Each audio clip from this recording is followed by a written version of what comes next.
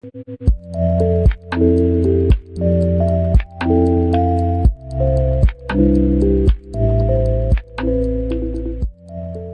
as a janitor for a high school. Nice school to work for. Then, one day, the school gets a downy kid named Jerry. Jerry is rude, messy, and always shits himself when startled, which seems to be every single fucking time you speak to him. School's out and I'm mopping the floors. Jerry comes waddling around the corner and sees me. I see him. He points at me and laughs, then scuttles away. Next day, after school, cleaning the bathrooms on the upper floor. I just finished and left when I hear a loud crash and glass breaking. Oh hell no, .avi. Jerry and one other tard kid are trashing the bathroom. Garbage cans, broken mirrors, stall doors ripped off the hinges, and a fucking sink ripped out of the wall. My face when? It's war. The other janitors and maintenance crew noticed the little fucknugget too. We begin calling Jerry and the tard he's friends with Gimpy and the Stain. Jerry always shits himself, Stain, and the tard kid he's always with drags one foot. Gimpy. Well, after a school dance, I notice Gimpy, but not Stain. Looking up, I spy Jerry dragging a trash can up to Gimpy. Gimpy grabs it and, using his tard strength of 1,000 derps, proceeds to hurl it up into the light fixture above him, shattering it to pieces. Then the duo proceeds to run around the hall, screeching and whooping. My face when? Part 3. At this point, it's 2-0, and I need to get the little bastard back. I notice that he's always in the art room after school, where one of the hot teachers always stayed late. Following him, I noticed he's attempting to flirt with her, and leaning in to smell her butt as she picks up trash around her room. When he's about to ask her something, I barge in and tell her one of the assistant admins needs her. He gives me this hate-filled look as I smile and wave, walking away with my broom across my shoulder. A minor victory. The next day, I notice that he has the last lunch of the day. I watch him wander outside with the rest of the tards to do outdoor exercises. I calmly walk out there and inspect the lawn, then chat with the tard guards. When they call them all back, Jerry spies me and takes off in the opposite direction. I turn on the sprinklers full force. Jerry is now running around on the field, screaming in his own language, all while pointing at me and blubbering. Our face when his tard guard and I watched him full force faceplant into a goalpost and then try to stand up in the mud. With the score 2-1, I needed to figure out something else. Jerry was prone to masturbating furiously and then raging hardcore if he even sensed a banana or heard the word banana.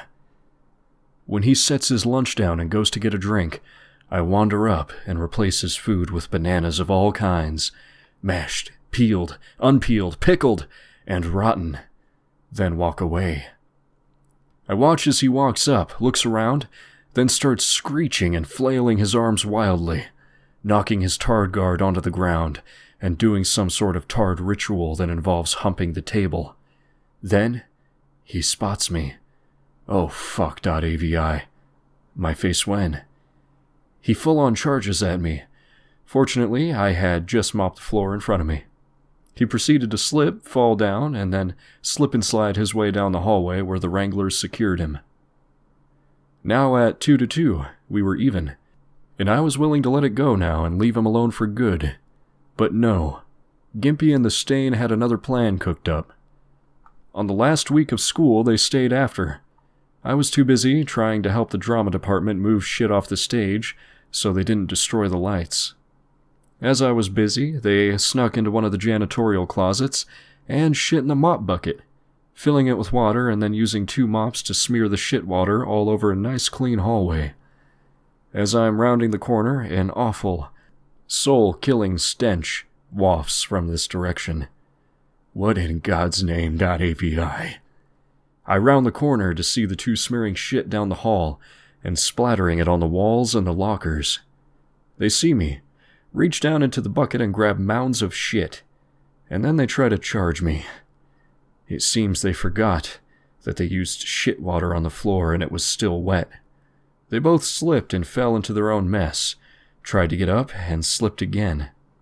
I was trying not to bust up from laughter as Gimpy was having a full-on fit, just shaking on the ground and screeching. Stain was writhing around and crying and spinning. Looking like a top, he was going around so fast. My face went. I called up the administrators and the school police officer, but they didn't respond. I called up a few other janitors who were horrified at the scene. They helped me unroll some plastic sheeting, take 2 mops, and tentatively reach over the lake of feces. Gimpy and Stain both latched on and we pulled them onto the sheets, wrapped them up, and hauled them off to the tard room, and locked them in there until the administrators arrived. In that time, he had taken a stapler and broken out the windows, tried to climb out, found it too high, climbed back in, broke the door window, tried to unlock it from the outside, couldn't reach, and then just began flailing against the walls, smearing shit everywhere, and even on Gimpy. They both got into a fight, slapping each other in the face, and then Stain did the desk humping ritual again when he pinned Gimpy to the floor. The admins called his mother, and Gimpy's mother, to come get them, along with 2 police officers. She tried to press charges, saying that I was tormenting her son, and I showed the cops the security camera footage of them breaking the lights and then smearing the hallway with shit. In the end, his mother had to pay the damages and clean up the hallway tard room by herself, as I watched with a smile. Gimpy was suspended, and Stain was never heard from again. And that, my friends, is how the war was won.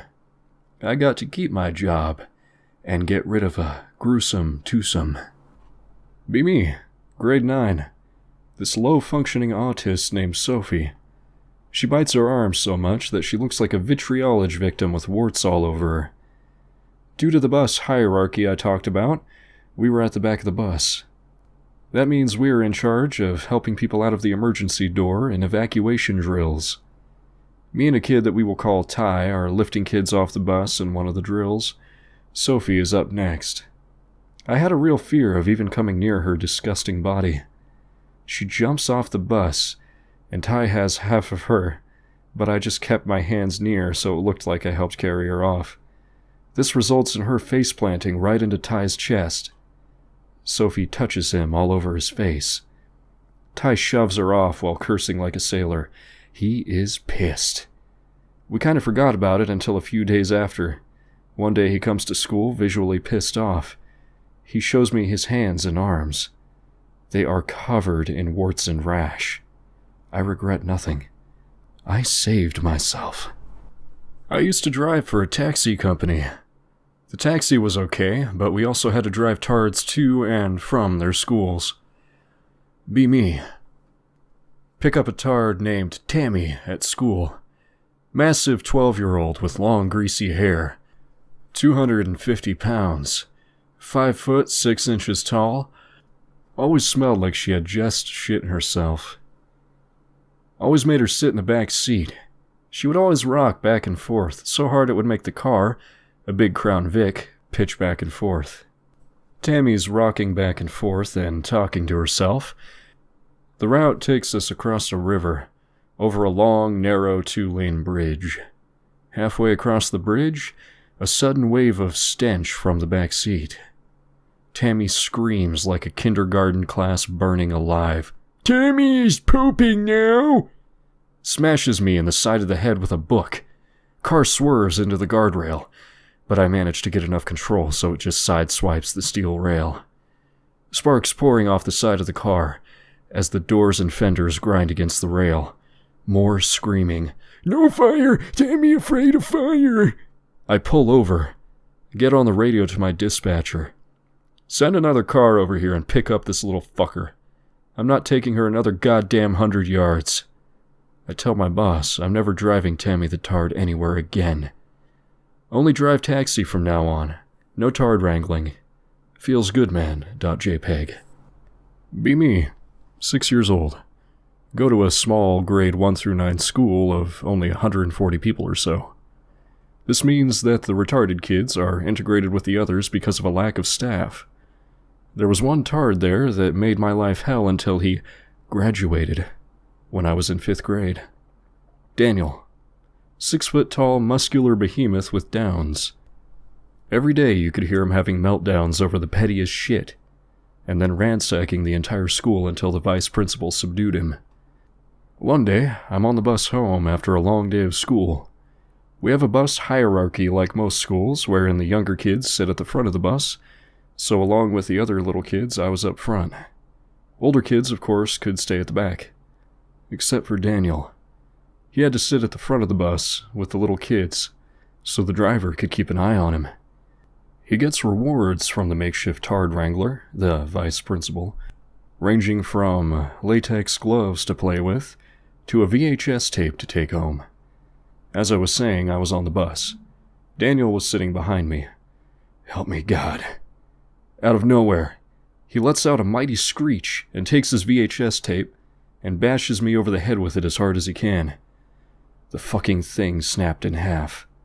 The whole thing makes a scene, and the bus driver slams on the brakes. People start to notice I'm bleeding from my head.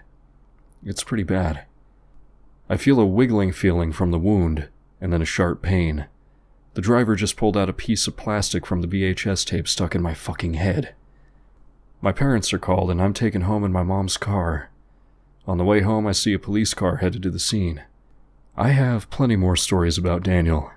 Just ask if you want some. More Daniel. Alright. Be me, 2nd grade, gym class. Gym teacher wants to try to integrate us with the tards, so she has Daniel join my gym class. We are practicing jumping over a vault with a springboard. I get pretty good at it, and eventually I'm able to jump over it without touching it. Now it's Daniel's turn to use the springboard. He jumps over the vault pretty well. He completely clears it, in fact. It's my turn again to jump over the vault. Daniel is right behind me. I jump on the springboard and try to launch myself over the vault, but I clip my foot and fall face first into the crash mat. But I was okay. I was okay, until I turned over and saw Daniel in midair, right over the top of me. Oh shit.jpg. Daniel literally holds out his elbow and slams himself onto me. His elbow digs into my chest and knocks the wind right out of me. I roll off the crash mat, completely unable to breathe. I literally felt like I was going to die. The teacher never saw it, so Daniel gets off with just a slap on the wrist. I was pretty good friends with everyone in gym class, so they got pretty pissed off when they saw Daniel do this. After this point, everyone hates Daniel. Here's another one. Be me, 4th grade. Daniel is physically stronger than ever. For some reason, Daniel got really pissed off one day. I'm in the computer lab working on an assignment. The computer lab is in the middle of the school. All it takes is to walk outside of your classroom and you will see the computer lab. This goes with every single classroom. All of a sudden, I hear a colossal roar coming from one of the classes. I look over the walls of the computer lab to see what's going on. Daniel Naruto runs out of his classroom and goes through the computer lab to the other side of the school. This is quite commonplace, so I go back to working on my assignment. I keep hearing the noises of things going on all over the floor in the distance, but I think nothing of it. I finish my assignment and get ready to pass it into the teacher who is in my classroom. I get up from my chair and look over the computer lab wall and see that in the hallway there are building blocks, plastic toys, geometry equipment, and pencils all over the floor in the hallway. This motherfucker went from room to room, taking whatever he could and throwing it outside of the door into the hallway, all while screaming. Later on, I found out that it took both the vice principal and the principal to subdue him this time. Last one I can think of. Be me, 12 years old. Daniel doesn't go to our school anymore, but he still lives in the area. At the mall with my mom. We're just finishing up our shopping, and I was pretty happy to be leaving. In the distance, I hear a scream. It never crossed my mind until I remembered what it was, and all the memories came rushing back. It's Daniel. I see him Naruto run at Sonic speed out of Zeller's when it was around. He shoves an old lady out of the way and then a young boy, not losing even a bit of speed while doing so. I see 2 security officers run out of Zeller's, chasing after him. He runs right into the main doors, shattering the glass. Unfazed by this, he calmly walks out of the doors and leaves. That was the last I ever saw of the legend of Daniel.